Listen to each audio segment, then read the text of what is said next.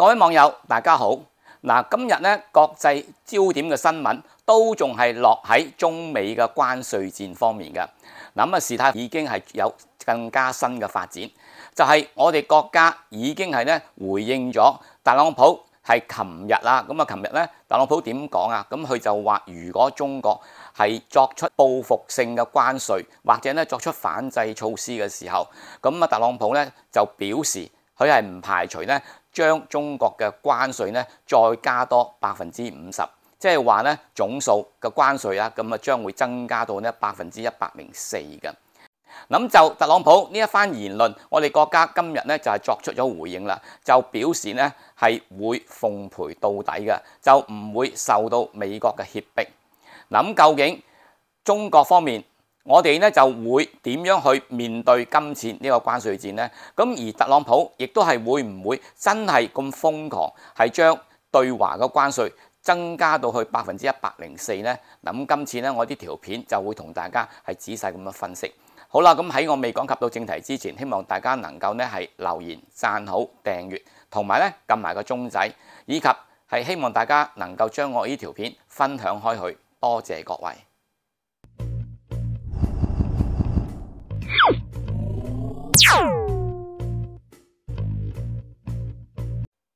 未講到中美關稅戰最新嘅發展之前呢，等我哋回顧下嗱，呢一場關稅戰喺幾時開始，同埋咧發展到今日整個過程係點嘅？咁就喺呢4月2號，特朗普就宣布喺呢個4月5號咧，就對所有進口商品就徵收10%嘅基準關稅。咁而且咧就係喺4月9號咧，就對60個貿易夥伴加徵額外嘅對等關稅。咁而其中咧，中國就被加徵係34%嘅對等關稅。咁再加埋之前嘅關稅，咁即係話咧，中國輸美嘅貨品累積關稅已經係高達54%啦。咁對特朗普呢一項關稅措施，我哋國家係立即作出回應，喺不足48小時之內，已經係咧作出一連串嘅反制措施，而其中就宣布對美國所有輸華嘅貨品都係咧一律加徵34%嘅關稅，作為咧反制嘅措施之一。嗱，當有記者問及到呢件事嘅時候，佢就表示佢話中國咁樣嘅做法係錯咗嘅，同埋咧佢亦都表示中國咁樣做似乎就顯示中國而家嚟講係十分之恐慌。嗱，咁樣面對我哋國家嘅反制措施，特朗普咧就可能係大感意外嘅，亦都係咧相當之不滿，所以佢就係喺4月7號喺佢嘅社交平台 Truth Social 就係再度咧發出警告。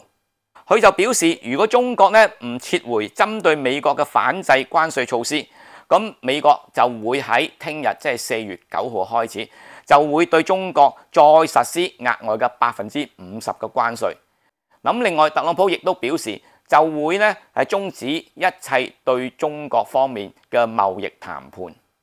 好啦，面對住特朗普咁嘅恫嚇，咁我哋國家點樣回應呢？嗱，咁喺今日外交部嘅例行記者會入邊，咁有記者就問到有關嘅問題。咁而我哋國家外交部發言人林劍就咁樣表示嘅。咁佢就話咧，美國嘅所作所為並冇體現出想要認真對話嘅意願。如果美國方面真係咧想談嘅，就應該拎出平等、尊重、互惠嘅態度。假如美國係繼續咧置中美兩國同埋咧國際社會嘅利益於不顧，執意打關稅戰、貿易戰，我哋國家將會奉陪到底。咁從外交部嘅發言，大家就可以知道，咁我哋咧就並冇受到特朗普嘅恫嚇。咁喺呢一方面，我哋可以睇到啦，我哋國家真係絕不讓步嘅，即係話咧，我哋嘅反制措施喺聽日將會咧如期執行。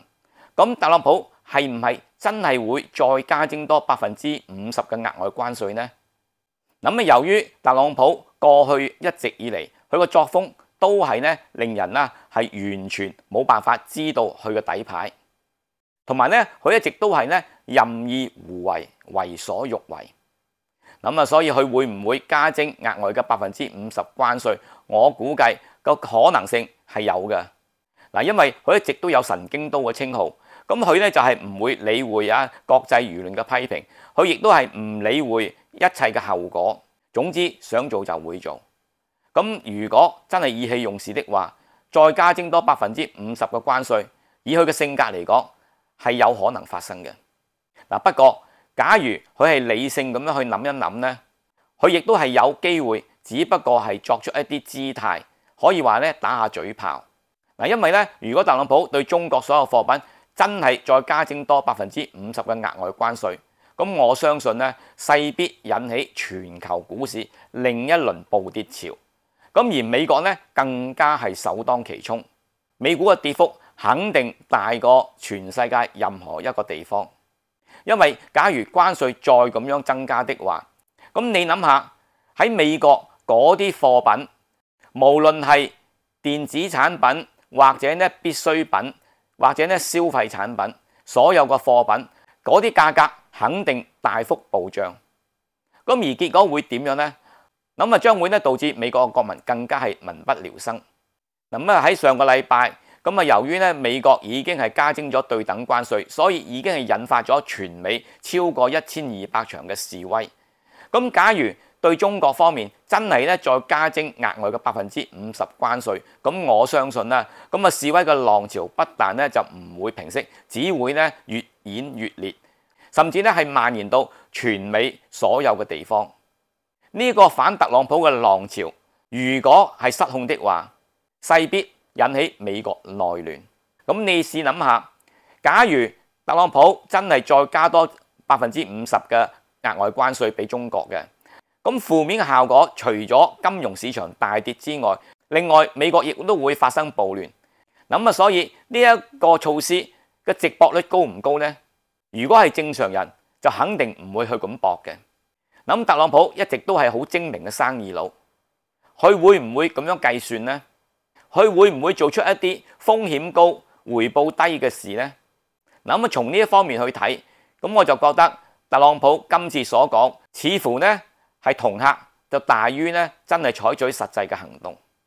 好啦，咁我哋撇開呢一方面唔好講，咁我哋就假設，如果特朗普真係喺4月9號，即係聽日再加徵中國額外嘅50%嘅關稅，咁我哋國家會點樣回應呢？咁我哋已經講咗啦，咁我哋一定咧會奉陪到底嘅。咁奉陪到底嘅意思係點呢？咁我相信奉陪到底嘅意思就話我哋亦都係會作出等同嘅報復。相信我哋國家亦都同樣對美國輸華嘅所有貨品，亦都係咧加徵翻同等嘅關稅。如果情形真係咁嘅，如果事情真係咧好不幸係發生嘅，除咗股市大跌之外，咁我相信啦，美國甚至全世界無可避免，真係咧係好快咁樣陷入衰退。1929年嘅大蕭條真係有機會出現，甚至去到呢一步，根本就差唔多等於禁運，就係咧雙方國家嗰啲貨品就將唔會咧去到對方嘅國家去銷售。咁喺呢個情況之下，邊個國家受害最深呢？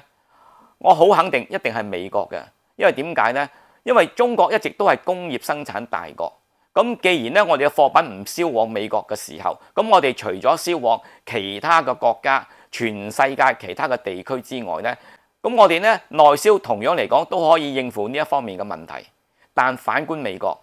咁如果佢哋冇咗中國嘅廉價貨品，美國國民咧都要係去捱下啲貴價貨，